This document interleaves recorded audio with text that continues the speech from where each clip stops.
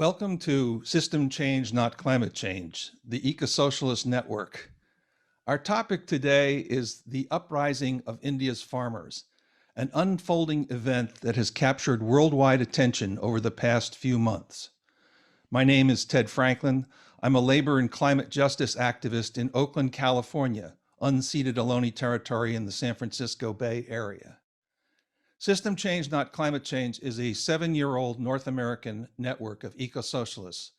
We came together around a vision of the intersecting nature of the struggles against climate chaos, white supremacy, patriarchy, and capitalism.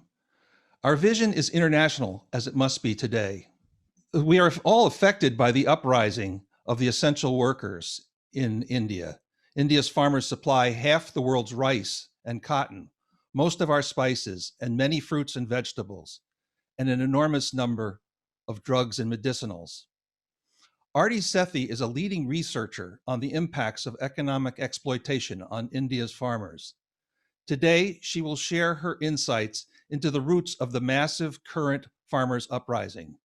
Dr. Sethi teaches anthropology at the University of California at Berkeley.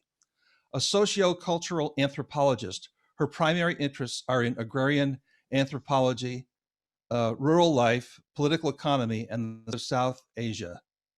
Dr. Sethi.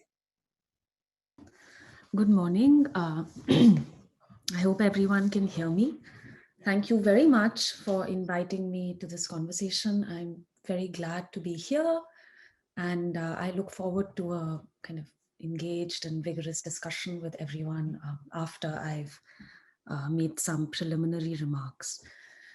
So the immediate kind of context and background for this conversation is the prolonged series of protests that we've witnessed in India and now around the world, where over almost more than 500,000 farmers have actually been camped out on the outskirts of the national capital, New Delhi. This was or is a peaceful protest, and it has been joined by millions of other kind of people around India, including workers. In November, there was the largest general strike in the world, where 250 million people, workers, students, teachers, doctors, went on strike in support of the farmers' agitation and the farmers' movement. Now, in the last couple of days, from Republic Day, which was on the 26th of January, things have, of course, taken a critical and dangerous turn, and I am happy to talk about that in the discussion. And I'll briefly talk about the events of the preceding week at the end of my short remarks. But I thought I would begin by laying out the main issues at stake and the kind of broader historical context in which these protests are located. So the immediate trigger for these protests, which began and have been concentrated in the northern Indian state of Punjab. Of course, farmers from around the country have joined the protests, but the protests began with the farmers of Punjab and Haryana. These are the northern Indian states, which are located in the very fertile Indo-Gangetic plains, which supply the majority of the wheat and rice in the country, is where the protests began. And there's a reason for why they began in Punjab, and I'll come to that as well. So the immediate trigger for these protests is the passing of 3 new agricultural bills in the Parliament of India. And what these bills seek to do, these new laws seek to do, is to radically transform the agrarian landscape of India, to radically transform the relationships between farmers, these are smallholder farming, and the market, and ease the entry of the corporate sector into India's agrarian landscape, into India's agrarian environment, the way in which agriculture is done in India, and the kind of impacts it will have on the farming communities of India, around India. Before we get to the acts and why they have elicited this kind of mass reaction, I think it's useful to understand a little bit about the historical background of what post-independence agriculture in India has come to look like. Now, the first thing to remember or to think about is that when we speak of somebody called the Indian farmer, this is actually a category that doesn't have very much social or historical content. India is a huge country.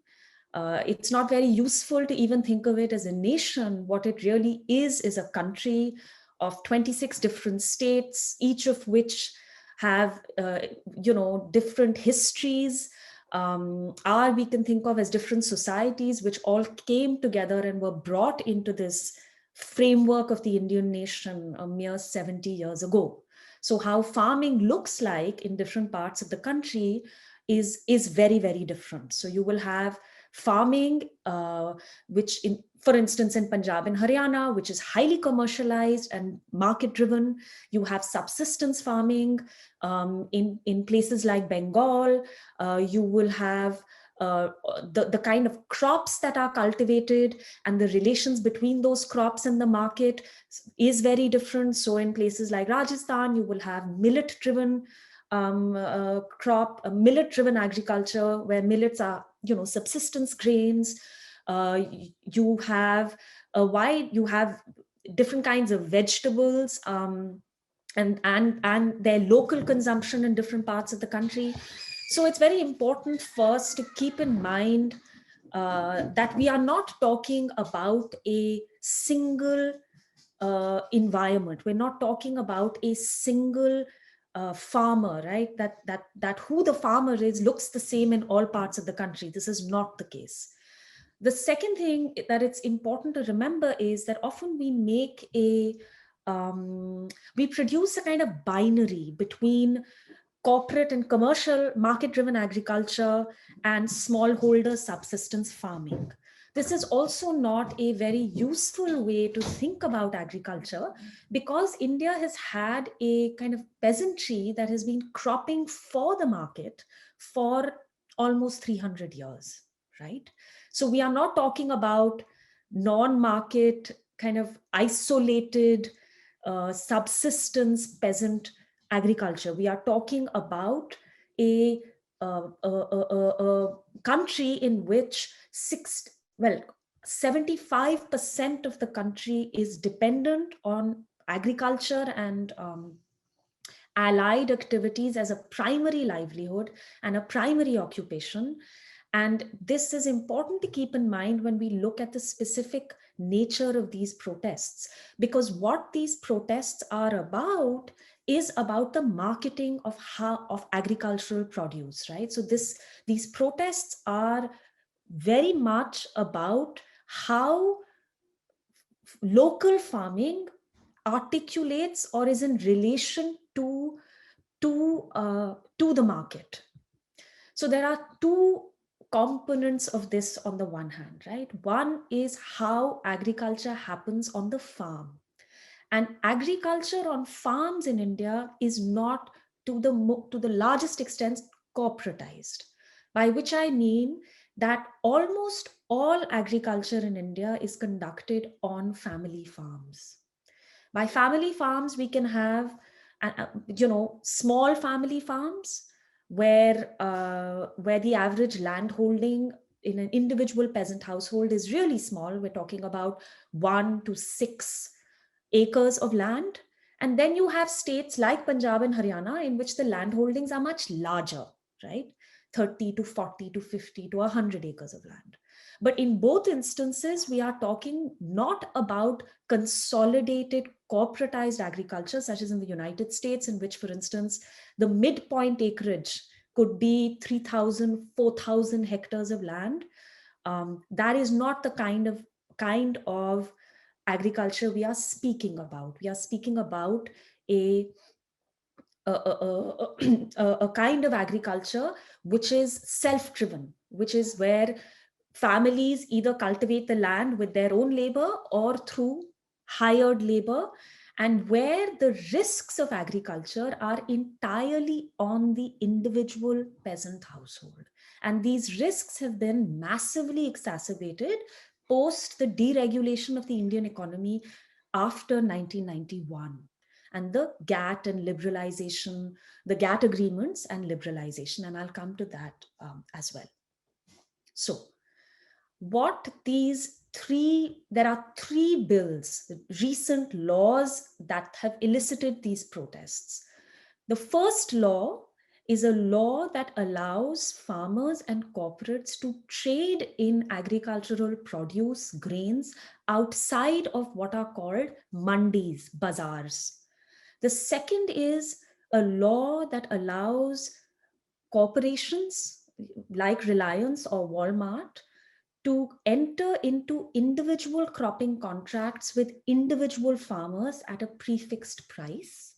And the third law is a law that overturns another law which was passed in 1955 called the Essential Commodities Maintenance Act. Now, that earlier law is a law by which the government regulates the sale of what are called essential commodities and regulates their prices and places limits on how much of that commodity can be stockpiled, such as grains, cereals, pulses, oil seeds.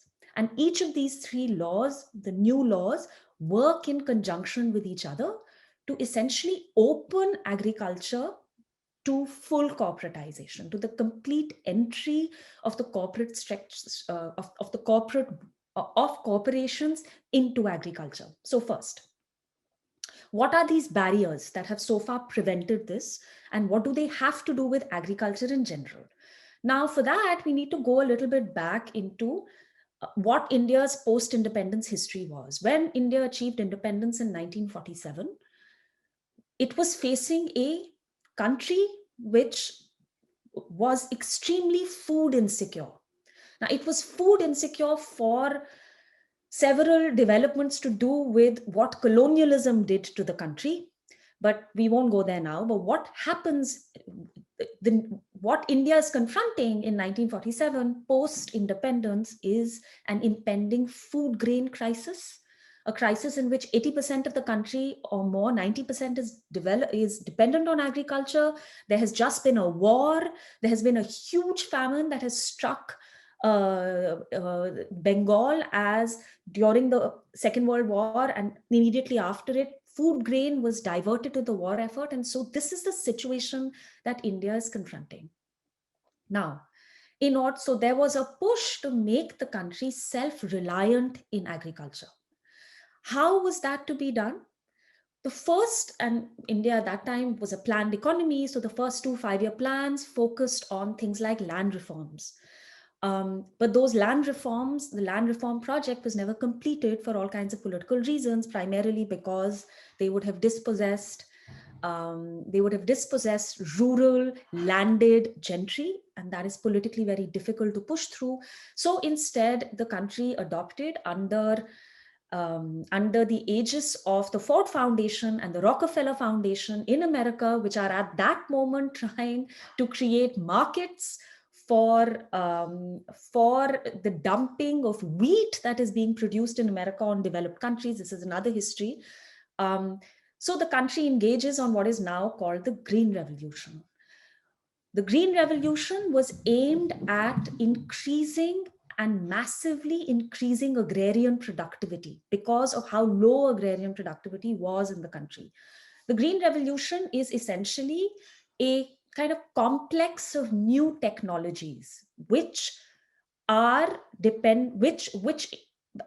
several components, such as the adoption of new high-yielding varieties of seeds, hybrid seeds, the introduction of chemical fertilizers, the use of chemical pesticides, mechanization, post-processing, basically the industrialization of agriculture. That is what the Green Revolution did. Now, there are several problems with the Green Revolution, which we should certainly talk about, such as the absolute devastation of the environment, the fact that soil and water has now been poisoned over 50 years of expanded chemical use. So what the Green Revolution produced is something. So the Green Revolution is very much a double-edged sword, but at the time, what the Green Revolution did was, for some decades, it bumped up agrarian productivity. The amount of grain that could be produced shot up, and it was Punjab and Haryana, the regions which are currently roiled by these protests, which were chosen as the sites for the implementation of the Green Revolution project. They were chosen. These particular states were, of course, the Green Revolution then spread to many other parts of the country, in the south, in the west, and so on. But these sites were chosen because, one, they are the most fertile tranches of land in the country. These are the famous Indo-Gangetic plains, which, like the Nile Valley in Egypt and the Three Gorges Basin in China, are regions that have historically supported the largest number of people in the world, right? Population density is the highest because of how fertile these regions are. They are fed by the Ganga. Secondly, these were also the regions where you had irrigation. Under colonialism, there were massive canal irrigation projects that were started. So these are irrigated regions, and Green Revolution, high-yielding variety seeds require water. They are very, very thirsty crops. This is also what has happened with the Green Revolution, is the decimation of the water table and its environmental consequences. But at the time, in order to encourage farmers to switch to cropping for these new technologies, there were a series of laws that were passed. The first was something called the minimum support price. The minimum support price is a mechanism by which the government of India, the central government, through a kind of complicated process of where a commission is set up, and the commission takes a variety of things into consideration, which include, for that year, the cost of labor, the cost of seeds, the input cost, essentially the kind of input costs of a crop, and sets a minimum support price. That minimum support price essentially acts as a floor price at which the government contracts with farmers to buy up the entirety of what they produce at this minimum support price. So what the minimum support price does is it assures farmers a guaranteed minimum remunerative price. So it is intended to protect farmers from massive price volatility that can occur in the market. So that is one. The second is the Mundi system. Now, Mundi simply means bazaar. What the Mundi systems were a kind of network of highly price regulated wholesale markets that was set up under the aegis of the state. What these markets did was they provide a kind of physical space where farmers come, they bring their produce to the bazaar. There is a set of licensed intermediaries who buy that produce from the farmer, and the government contracts to buy up all of the grain that is brought to the mandis. And now, what do these new laws do? The first law essentially allows a full to open up all transactions outside these mandis, which means now you can buy and sell, corporates can buy and sell grain in the open market. Once corporates can do that, what will essentially happen is that, and now the government is saying it will not affect the minimum support price. But what will happen, and this is what farmers are saying, is that supposing the government is offering a minimum support price, say, of 1,500 rupees per quintal of wheat, 100 kilograms of wheat. And a corporation outside offers a farmer 2,000 rupees per quintal.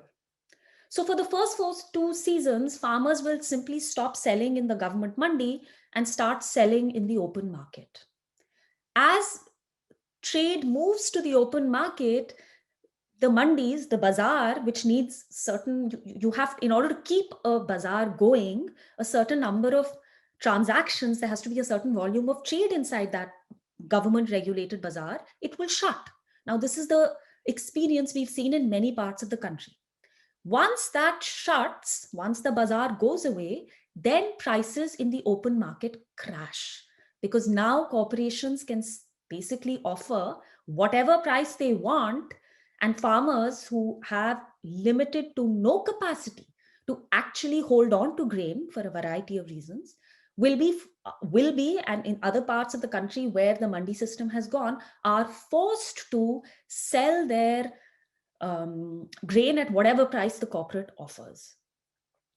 The second, and each of these three laws work together. The second is a law called, which allows corporations to enter into individual contracts with farmers, which means that a huge corporation will go to 1,000 farmers and say and agree to buy that what they produce at the beginning of the sowing season at a fixed price.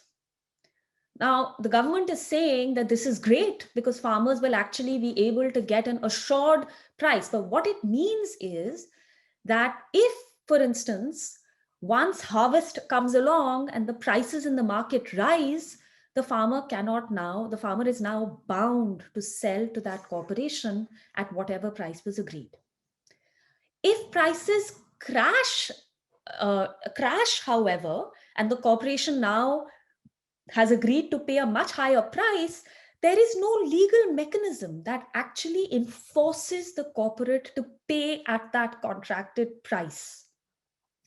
If the and there are a whole host of kind of excuses by which that the corporate can simply refuse to pay at that price, to say your grain is not of the correct quality, that we didn't agree to buy so much quantum, and there is no law, there is no legal mechanism currently that through which farmers can force a corporation to pay. And the idea or the notion that a farmer, a small marginal farmer with 2 or 3 or 4 acres of land, can actually engage, go to court against a company like Walmart or India, Reliance, is an absurdity. It's simply absurd to imagine that farmers have the ability to engage in legal battles with corporations.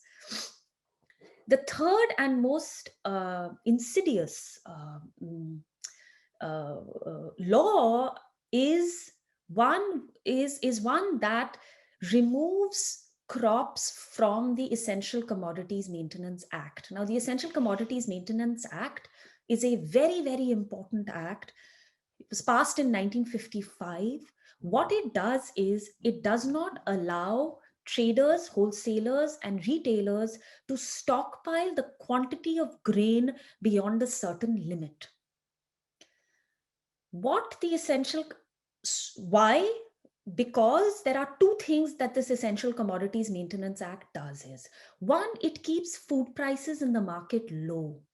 It keeps food prices in the market low in two ways. And this is where I'll talk about a fourth thing, which is the impact that these laws will have on food security in India, right? Not just on farmers, where it's very clear what they will do.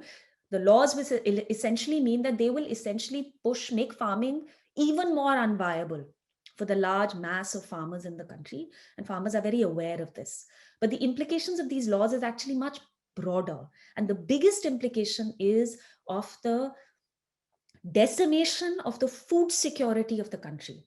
How? There is something called the public food distribution system.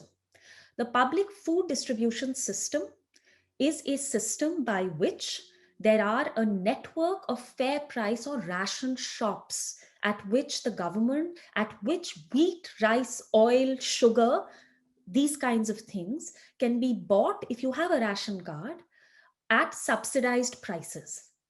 900 million people in India are dependent on on the PDS, on the public distribution system to eat. How does the government ensure these prices? First, in the mandis, in the agricultural mandis, when the government buys at a minimum support price, it buys the grain, and Punjab and Haryana supply the vast quantity of that grain. It buys that grain and it puts it into the public distribution system. So some part of that grain is pushed into the public distribution system where it is sold around the country at subsidized rates, which the poor can actually buy. The poor eat, because of the public distribution system, and it stockpiles as buffer stocks another portion of the grain that it buys. Now, if the mandis are over, right? If you deregulate the market, one. Secondly, the MSP now goes out of the window. And three, what the new act does is it says that now retailers and wholesalers and traders have no limit at all on the amount of grain that can be stockpiled. Which means what? Which essentially means that now a corporation can hold on to grain when prices are low, hold on to grain so that there is now intense demand in the market. As prices rise, it then releases grain. So food prices shoot up. Earlier, what did the government do so far? When prices threaten to rise in the market, the government releases grain from its own buffer stocks into the market. And so grain prices are controlled. The second thing it does is, because of the Essential Commodities Maintenance Act, at a time of crisis or when food prices are rising or there is intense demand, it says that it has the capacity to regulate that price by demanding that beyond a certain limit, all grain has to be sold. It cannot be stockpiled. So once grain enters the market, then the prices fall. And this is what enables the ECMA, the Essential Commodities Act, and the public distribution system are together what essentially enable 900 to a billion people in India to be able to access food. Now, under the ECMA, the new law, one, there is no limit on how much you stockpile. And two, the government will intervene only if the price of a commodity rises by 100%. If it rises by 100% is when the government will intervene to bring that, to regulate the price of that commodity. And the regulation will no longer be pegged to social need, but it will be pegged to an independent price discovery mechanism. So these are the three laws, right? And why there is this incredible protest around them, because they impact such a vast part of the population, which is not just the farming community, but also the vast mass of the country and people. I know we're running out of time for my section, so I'll just now talk quickly about two other issues. This push to deregulate agriculture is obviously happening at a certain moment, right, of the deregulation of all of the economy and the privatization of public services, where instead of the state taking on the responsibility of providing the essential services such as health, such as food, such as education, such as electricity and power, now each of these sectors of the economy are being deregulated and privatized. And we see this across the board. So agriculture is on the chopping block now for many reasons. One, because India is a country which has the highest number, one of the largest peasant populations in the world. Two, it is in that sense one of the largest seed markets in the world. Um, and three, this push um, is part of a larger rearrangement, right, of agriculture itself.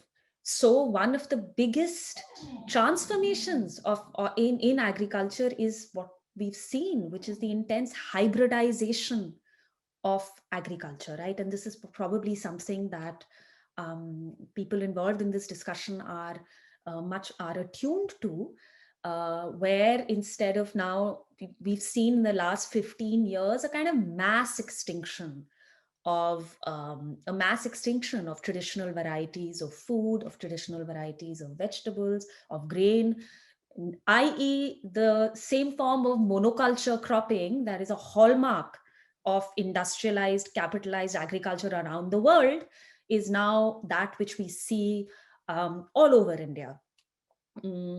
I mean, my mother herself says that, vegetables just don't have that taste anymore that they did 7-8 years ago, and they don't taste like that anymore because they are all now hybrid vegetables. And there's a reason for why, because again, once intense cash cropping becomes the primary motivation, export oriented cash cropping agriculture, then companies push hybrid seeds because they produce greater yields, but they require the intense application of chemicals, of pesticides. They poison the earth, they poison the water. So the question of agriculture, right, that is being posed today is not only about these three laws. It's about how the kind of place that agriculture occupies in a new developmentalist imagination of the country, which sees agriculture as part of India's past, as a kind of backward sector of the economy where there are only two options. Either you destroy agriculture, take people off the land, or you then industrialize and corporatize agriculture, consolidate it, which is the agenda that is being pushed not only by the government, but which is being pushed, it is being pushed by the government because of corporate interests. And the last thing I'll say is that these protests are happening in the context of a very large political crisis in the country. India has a Hindu right-wing fascist government in power. The immediate nature, the nature of these protests is something I'm very happy to discuss. But in the last 4 months, it is not just farmers who have been sitting outside Delhi, right? There are hundreds of thousands of people from around the country who've come to join those protests. And they have come to join these protests because the protests are much more than about farming. They're about authoritarianism. They're about a complete lack of transparency in the functioning of the government. They're about a form of economic development in which 10% of the country owns 74% of national wealth, and 1% of the country owns 45% of national wealth. India is the most economically and socially unequal country in the world. So the protests are about all of these questions, which is why they've been joined by workers, they've been joined by laborers, they've been joined by teachers, they've been joined by doctors, they've been joined by people in the public health systems, they have been joined by daily wage workers, they have been joined by everyone who is been shut out of this model of growth without any imagination of redistribution. So I'll stop here, and I'm very happy. I think Maura will lead the discussion now, and I look forward to hearing the kinds of questions that have been raised. Oh, thank you. There's so much to think about. It's, as you say, a vast country and so diverse and huge, and so many climate issues, and such a huge population. It's hard to even get one's mind around the vastness of this. I believe this is probably one of the biggest protests in human history, if not the biggest in history. And that in itself is extraordinary. I guess you covered in the last minute or so one of the questions that was burning in our minds, which was, could you describe the movement and who's in it? But if you could give us even more of a picture of how people are supporting themselves as they're encamping for a length of time far, far from home. Who's supporting them? What does it look like on the ground? So, what's really extraordinary about this movement is, so in the last, in the last several years now, there have been periodic movements against not just against this regime, right? The most recent was the movement against the Citizenship Amendment Act. Now, this is something that maybe people have or have not heard of, but under the reason I'm making this comparison is to show the distinction between how the government dealt with that recent protest a year ago and the way in which it has found its hands trapped in this case. The last time there was a mass movement in the country exactly 1 year ago, this began in October 2019, was when the government passed a new law, which under its sort of Hinduization agenda gives people from neighboring countries of India the right to seek citizenship in India under the grounds of religious and political persecution, and on the grounds of religious persecution, and it does so for every religious community except Muslims. And the reason this act has been passed is obviously towards this larger vision of transforming India into a Hindu majoritarian country. And at that time, there was a massive citizens movement that began around the country, which was brutally crushed. In the case of the farmers' movement, the government has not, there has been extraordinary brutality that has been unleashed. And this is again part of how this government deals with all dissent. Enormous brutality that has been unleashed on this movement through water cannoning, through tear gassing, through police action, through now mass arrests. What has sustained this movement are several things.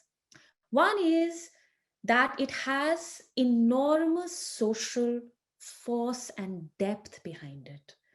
In many other states, there is a huge disconnect between farming and the population of cities. But Punjab is a state in northern India where in fact 40 years of the Green Revolution and 40 years produced a kind of agrarian wealth where people have a very close connection to agriculture. And so the movement cuts across many classes of society.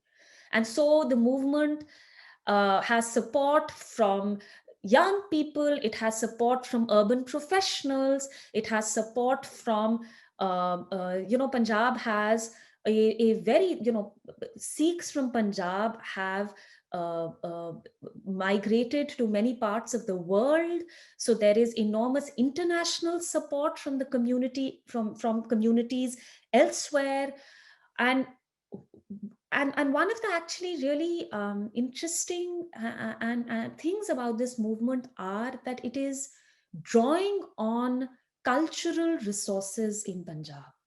It is drawing on the principles of Sikhism, for instance, and the community, and the fact that Sikhism is the Sikh religion is a deeply communitarian religion. So ordinary people have come out in enormous support of this movement. When you go, and this is also how the movement has been able to sustain itself for months upon months.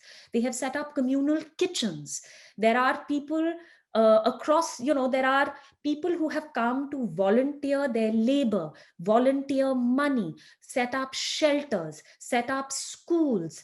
Doctors have come to provide aid there. So actually, if you go to the protest sites, they are like mini cities now. There is a system of rotation where people come to the protest sites and then they go back to the village to undertake. So it's like a relay. There are people who come, they go back to the villages to deal with sort of agricultural tasks and so on, and then they return. It's a highly organized movement, though also the farmers unions are involved, right? There are 20 farmers unions that are involved in the movement. Their cadres are there. And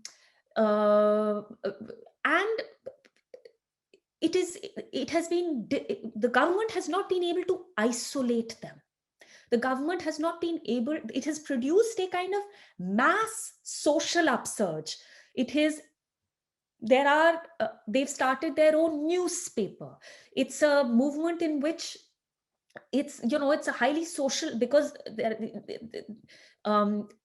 it's social media savvy. It has been able to create connections. These are all of the ways in which the movement has become it has become a site at which it has produced alliances, right, between different groups of people. And it has received enormous international support. So Khalsa Aid International, which is a Sikh organization that does that provides aid all over the world for all kinds of social justice causes, has set up shelters. So because the movement has become not just an economic question, but a social question, a question of society at large, is one of the reasons, I think, how it has been able to sustain itself over so many months through being able to provide necessities. There is something called a langar, which are free food kitchens, where not just people at the sites, but people from surrounding neighborhoods are welcome to come and eat. People come and offer their labor for free. So this is what has produced a kind of depth, a social depth and richness in the movement. I think that is. It sounds like it has all the classic qualities of a successful, peaceful revolution.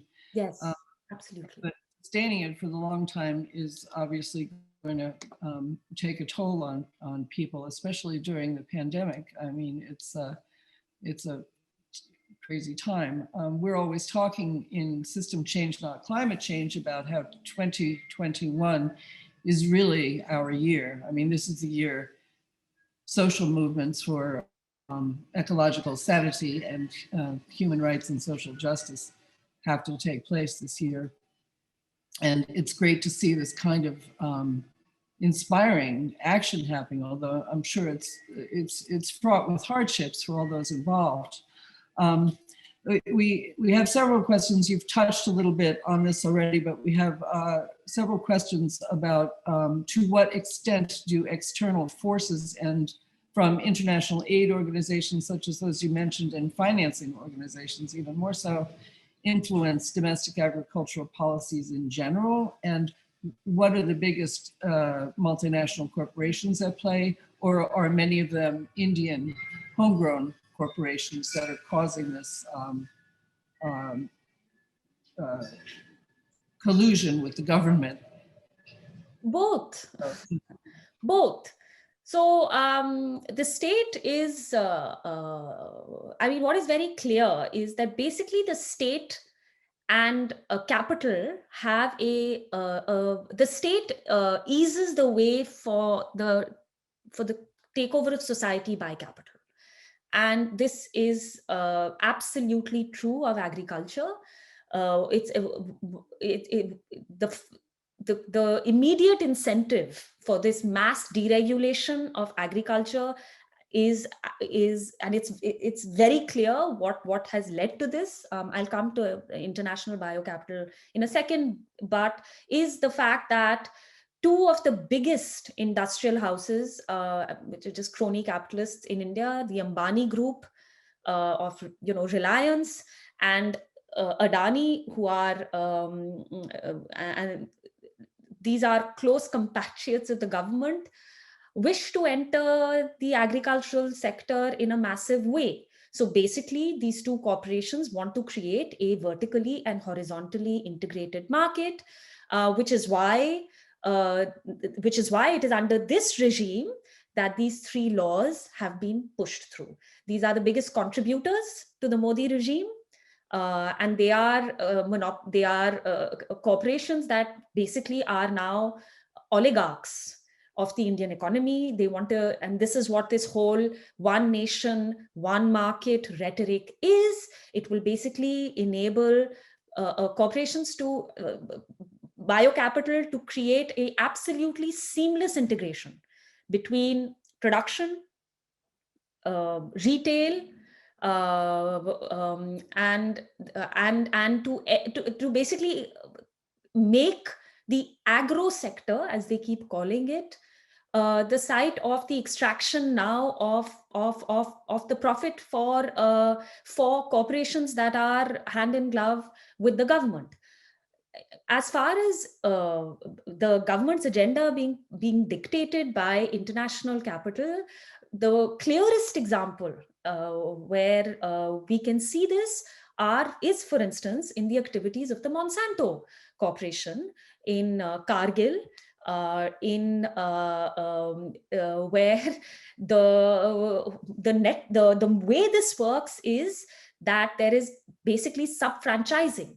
So you have Indian companies that are the sub-franchisees of Syngenta, of Monsanto, of Cargill, to produce pesticides for fertilizers. The way in which subsidies work is to subsidize the production of inputs, not to give subsidies to individual farmers. So I work on cotton, for instance. And this is and cotton is a very good example to understand exactly how the interests of multinational corporations and are aligned with political decisions taken by the government of India. BT Cotton, which has now become a site of enormous, controversy is a small word for it, because all of this is happening in the context of the suicide of 250,000 Indian farmers over the last 2 decades. A vast number of those suicides have occurred in the cotton belt of Vidarbha, which is where I work. And what happened in Vidarbha is this, which is that in the late 1990s, Monsanto arrived with its BT cotton seeds. BT cotton is a seed that has been genetically re-engineered to prevent predation by lepidopteran pests, that is by bollworms. Now, I'm talking about this in some detail because it gives us a way to actually see this connection, right? Not in the abstract, but materially. Earlier, before Monsanto arrived, again, there was a massive regulation of seeds. That is, which seeds by the public scientific apparatus. That is, which seeds could be released into the market in which way. Most seeds were what are called straight line variety seeds, where farmers can save their seeds this year and resow them the next year. What did Monsanto do? Monsanto sub-franchised its seeds to local Indian companies, Mehco, where the technology is put into a hybrid seed, which means, and this is only for India, Why did Monsanto do that? Monsanto did that because there is something called an Indian Seed Regulation Act. Under the Indian Seed Act, you cannot bar a farmer from sharing their seeds this year to next year, not sharing their seeds or saving their seeds. This is guaranteed under the act. How did Monsanto, in order to extract profit, had to get around this problem. And the way it got around this problem was to re-engineer that seed so that it could not be sowed the next year.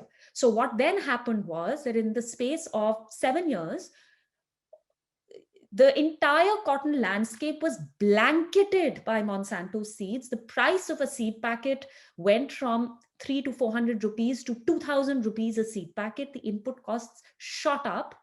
And so this is how there are 8 to 10 million cotton farmers in India. Peasant, local, small village family production was basically aligned to, put into a pyramid structure at which Monsanto is at the top, and every seed farmer is in essence now a corollary of this capitalist seed market controlled by Monsanto. We can see this process that I detailed for cotton actually across the agrarian landscape for a vast number of different crops. So I'll leave that here. Yes, well, that's definitely a global problem. That's something the globalization has done for us all, and should do for our uprising as well, because just sorry, and the way this was done is because the Indian government took certain decisions to open the seed market in this way, to deregulate the seed market in this particular way, which is what then allowed the entry of corporations into the agricultural sector. And this is very much part of all of these new reforms are part of World Bank and IMF recommendations, policy recommendations that have been floated for the last 15 years. It is 20 years. It is just that this government has actually just rammed them through. So there is an absolute consonance between what we see happening in India and broader changes in the world. Can you talk a little bit about how Indians, who are the people who are rising up now especially, but all people in general who are so connected to the food supply, and I really like the interaction of people understanding where their food comes and relishing it and cherishing it, which is something we only see the beginning of in North America, where people are starting to recognize the importance of the food supply.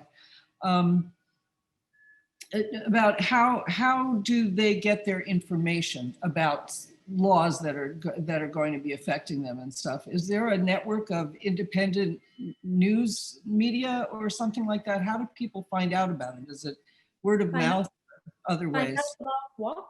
About laws that are going, how did people really find out about like a lot of people in North America don't pay much attention to laws that are coming in front of Congress. How do they get their news? Let me ask, how do they get their news about Monsanto's coming to town and you're going to be denied your right to save your seeds and share them? In many ways. One is that because India is primarily still an agrarian country.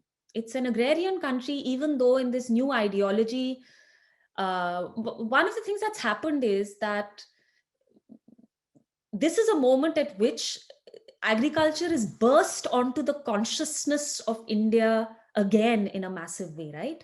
So post 1991, there was a massive move in the Indian economy towards finance and the services sector, so that even though India is primarily an agrarian country, in this new ideology of resurgent India, it's as though agriculture does not exist. So, but because it is primarily an agrarian country, farming is the primary occupation of 75% of the population. And so what happens in the legal regimes of farming is something that impacts people, and they read it in the news, they read it in the mainstream news, farmers organizations, local political parties, unions, word of mouth. So agricultural laws are a site of enormous public debate that stretches from the village right up to the state capital. And so the fact, so people actually know what's happening. People are very, very invested in what is happening with these laws, because it impacts it impacts the vast majority of the country. And people get their news in, these laws are discussed across all of the channels, through the newspaper, through the print media, online, um, in local village meetings, in union discussions, in schools, uh, in through explainers that communities create. So one of the things that happened with these movements was so interesting, is they've started that immediately there was a newspaper that was begun called Trolley Times, which is now printed in 3 languages. There were pamphlets that were immediately created by agrarian economists, which were then translated into local languages and were distributed en masse to everyone there, to explain what these laws are and what these laws mean and what their implications are. So there, a very kind of quick and widespread information sharing began through all kinds of means, print, social media, WhatsApp groups, radio, this kind of thing. Culture, people created little plays and skits and music, and Great. yeah. Art is important, and I know society in general is very arts oriented. Gee, we have a lot of questions that are around the theme of, is there a history of agricultural collectives so that the strength of the collective might balance or counter the government, or and also, well, there are several around that. So if you could talk to that, if there's a collective's history or movement that could. So there are, when we say collective, there are many different kinds of how we might think of what collective is, right? You have the cooperative movements, for instance. These are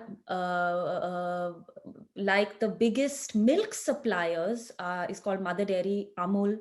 These are cooperatives of farmers where very large number of farmers come together to be part of a cooperative organization, right? Where it is a collective organization in which people, in which farmers sell, collectivize produce and then sell it. You have unions, very, very politically significant unions. A large number of, because farmers comprise such a large part of the population of the country, the local bases of political parties are rural, right? So historically, you have political parties in the north, in the west, in Bengal, mainstream political parties who have rural bases, whom they have to account to. So collectivization occurs in different ways. There are cooperative collectives, there are unions, there are local village societies, there are and there are different kinds of ways, different kinds of collectives that get operationalized at a particular moment that come together. You have self-help and credit groups, right? Um, you have NGOs that are floated for all kinds of developmentalist work that also become activated. So that, I mean, I don't know if this is answering the question. I'm trying to understand what collective means. Uh, Groups by which farmers find a collective voice, let me put it that way. Collective voice are varied, right? Some would be in the mainstream political arena, some would be autonomous groups, some would be yeah, so there are different ways in which these collectives are formed at different levels, formal, informal, uh, that kind of thing. So we have a few questions around the idea of whether or not these protests have hurt Modi's base, and whether there's a chance of him going down, or a vast change in government. So what is your best guess on that? I'm not going to hazard a guess on that, because we don't know, this is have they hurt the government? Yes, they have hurt the government, but the government has been hurt by things in the past, and he has still won elections. And state and the BJP has won state elections. Why the BJP is winning is a very, very complicated question, to which nobody really has a worked out answer. There's a whole melange of reasons as to why the BJP has managed to consolidate its hold over the Indian state and over India, over the political system right now. And because there are so many components to that, whether the movement will be, look, the fact is that it represents a mass upsurge against the government. This is true. Just as this anti-CAA protests did, the fact that a vast number of people see what this regime has done to the country, the fact that we are now living under an authoritarian government, right? A government that has consolidated its power through every means possible. It has made parliament irrelevant. It is government through ordinances. It has undertaken a mass campaign of intimidation and arrests. It has used, anti-terrorist laws against students, against teachers, against political opponents, it has made the funding of Indian elections completely opaque. It has finished the Right to Information Act. So there is a systematic decimation of all institutions, of the courts, of the media, of all checks and balances on the power, all of the checks and balances that are meant to limit the capacity of an executive and what it is able to do have been eroded. We're seeing that, right? Where this will go, we don't know. Things are really, really volatile. They're very volatile. And now, after what has happened on Republic Day, where the movement's finally been infiltrated, where violence broke out, instigated by the government, where and again now public opinion has become fractured. There is a continuous kind of media factory that generates, every news channel is now propaganda machine for the government, and there is no opposition. There is no real vibrant political opposition. So certainly the movement has shaken the government. It is still being forced to negotiate with the movement, something that it has not done with any of the other dissent that has happened in the past. But whether this will mean that they will lose an election, I'm not, I don't know. I don't know. We're not sanguine. I don't know. We only have a few more minutes, but I wonder if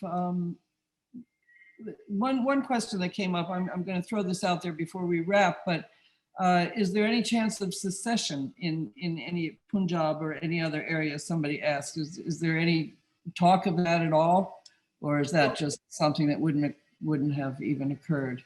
Oh my God, it did occur. You see, this is very bloody history in Punjab of something called the Khalistan Movement in the 70s and the 80s. I can't go into the details of that, but it was a secessionist movement. It articulated a large number of questions of regional autonomy and so on and so forth. The Prime Minister, there was a storming of the Golden Temple. Indira Gandhi was then assassinated by her own Sikh bodyguards. You then had the 1984 pogroms against Sikhs in Delhi and mass massacres of Sikhs by the then Congress party.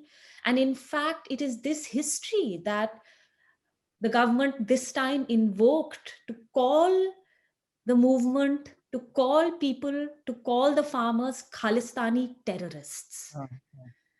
So this question of secession is one that has a very, very bloody history in the subcontinent because of what actually post-colonial Indian nationalism has meant. And the fractures of that idea and the violence of the concept of the nation, frankly, of the kind of violence that is required to create a nation, and the kind of violence that was required to create and forge the Indian nation, such that the question of autonomy, of the price of being part of the Indian nation, it's not just about Punjab, the Northeast, Kashmir, which is currently, I mean, the abrogation of 370 that happened a year ago, where, you know, Kashmir is now the legal mechanism that gave Kashmir special status has been revoked again under conditions of extreme violence by this regime. So the question of secession, I wouldn't like to call it secession either, but to call it the question of what freedom means. What freedom means for the Indian people inside the Indian nation is a very, very difficult question. And this question of freedom inside the nation, freedom from the nation, is one that is reared, has a very bloody and complicated history in post-colonial India. So, given the support that the farmers are receiving throughout the population, it seems like a pretty high percentage of the population is behind them. Do you see any likelihood of them being able to get rid of these 3 laws in particular? see, the farmers have said that we're not moving till you repeal the laws. So there is currently a complete standoff. This is the 11th round of discussions, the 11th round where the government has tried to negotiate with farmers and has refused. The government refuses to repeal the laws and the farmers refuse to budge till the laws are repealed. Why does the government refuse to repeal the laws is a very interesting thing. Alongside these 3 laws, the government has also suspended 40 labor laws. You see, So it's not just farming and agriculture that is in the crosshairs, right? It is also the conditions of working people all over India, which is why workers have joined the farmers' movements in such large numbers. So under COVID and under the there has been a long demand by the capitalist class to reform labor markets. Reform labor markets essentially means to basically get rid of all social protections and all protections that that the organized working labor force currently enjoys. So what they did was suspend 40 different laws that regulate overtime, that regulate wage, that regulate the terms of employment, that regulate a whole host of factory conditions have all been suspended. The government has told farmers that you can do what you like with these laws, but we will not repeal them. They will not repeal them for two reasons. They will not repeal them because, of course, if they repeal them, then the support from their main funders, Abani and Andani, they can't afford to repeal them because of their corporate masters. But they also don't want to repeal them because if once they repeal the laws, once they repeal the farmers' laws, then they are worried that then labor will also demand the repeal of these new ordinances that have suspended labor regulations. And so they are in fact, the government is most worried about what happens if farmers and workers become a united bargaining flank. So we don't know how things, you see, things are so volatile and are changing every single day that we don't know if how this will end. There's an impasse between what farmers say they will not backtrack on and the government says it will not backtrack on. So how this ends, we don't know. Well, we can hope that the workers and farmers are able to stick together and recognize that they're being fed all this propaganda. I guess we're at the end of our time, but we're leaving several questions unasked, unfortunately. But the most important thing, I guess, is there are two most important ones right now, or how can we help? Is there anything we can do to further the cause of the farmers and the workers showing global solidarity? And number two, can you recommend good news sources for us to learn more that you personally recommend? Well, there is a kind of news organization called The Wire. There's a news organization called Scroll. I can send you, because there's a lot of discussion. There's something called the People's Archive of Rural India, which carries a lot of reporting. There's a lot of writing that you can find actually on Twitter, because people, there's a forum called Ideas for India. There are several commentators who are very interesting to follow. These are agricultural economists and people involved in the farmers' movements in different ways. I'm happy to kind of send these resources on to you if for those who are interested in reading more. I think if you actually just even do a Google search, you'll find a lot of writing, right? And be able to then just see the kind of writing that gives you the kind of information you're looking for. But there are primers now. People have just collated primers that explain the farm laws, that explain the larger questions of agriculture in India, and I'm happy to also send those along as resources. Thank you. I told people in the chat that we would share that once you provide that. And what can we do? Are there recommendations you can make for global solidarity movement? These are these connections are already being forged. There are Khalsa Aid International is one. I think to have discussions and to bring, I think very clearly that this is a global question. And I think precisely things like this, right, where you build connections between initiatives in other parts of the world and initiative, just to have cross country and cross site conversations and to see that one's questions and interests are actually aligned. I think that's one of the things that the fact that this is that transnational solidarity is now possible through people being able to find each other on social media, being able to invite people from different parts of the world to be in conversation with each other.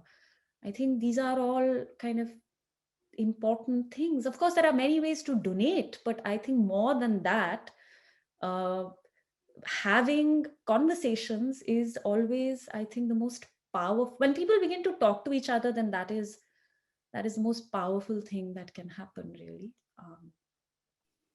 And I think there are many ways to do that. And yeah, that's what I think. People just talk to each other. We agree. That's why we've invited you. And boy, this was a powerful presentation. There was so much to unwrap here. We're getting a lot of thank yous in the chat, and we'll look forward to learning more from you. Thank you so much, and thank you to everybody who's joined us. Ted's going to take over for a moment now, and thank you, Dr. Sethi. No, thank you for inviting me. Yeah, I just want to thank again Dr. Sethi and Maura for putting on this very enlightening session. I know we're all going to be thinking about how to engage in acts of international solidarity and building the network out. We are all in one giant struggle. Studying this and just hearing all the neoliberalism that is involved here, and the privatization, the same things we're confronting here in the United States. And India is such a huge part of the world. It is going to be the largest, most populous country on earth very shortly.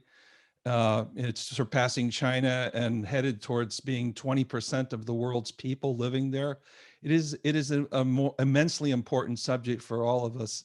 And I know we're all going to be thinking about how to express our international solidarity over time. This is going to be the end of our presentation today. And thank you very much again. And thank Dr. Sethi, and thank you everyone who came. Thank you for inviting me, and I really enjoyed the discussion.